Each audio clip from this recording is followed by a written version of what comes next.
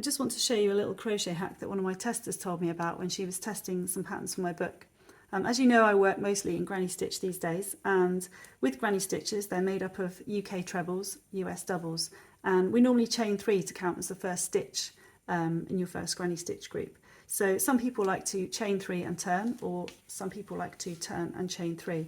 So if I just chain 3, that normally is what we use to count as our first stitch. And my tester said to me, have you ever tried to do double crochet chain 2 instead of chain 3? And I tried it and I really liked it. I'll just show you what it looks like with the chain 3.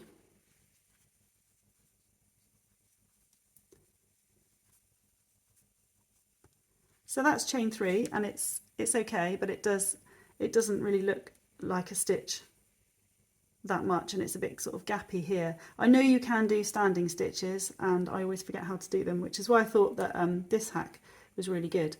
So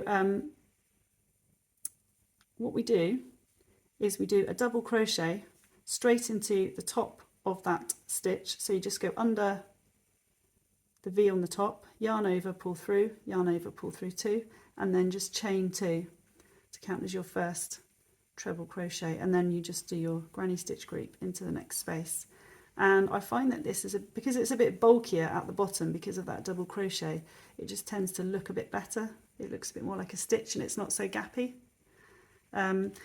It works really well when you're working in the round. So imagine that I've just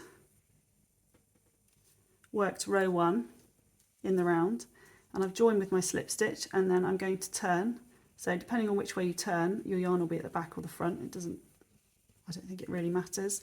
And then you're going to work another granny stitch group into this space, but we always start with a chain 3. So if you look at it here, the chain 3 is coming out the top of the slip stitch.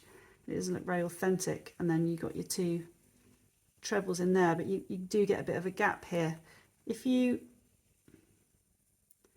do the double crochet chain 2 instead, you go into there, yarn over, pull through, yarn over, pull through 2. It looks like a stitch because you've actually worked into that space rather than just chaining 3 from the top. And then you're going to work your next 2 trebles to count as your first group, and you can see that to me looks more, I don't know, I just think it looks neater, more like a granny stitch group. It's not so visible. So I've been using that a lot recently because I think it's great. So thanks, Abby, for that tip. That's Abby, who's Mummy Crow on Instagram. She showed me this. So I think it's quite a nice, easy one to remember.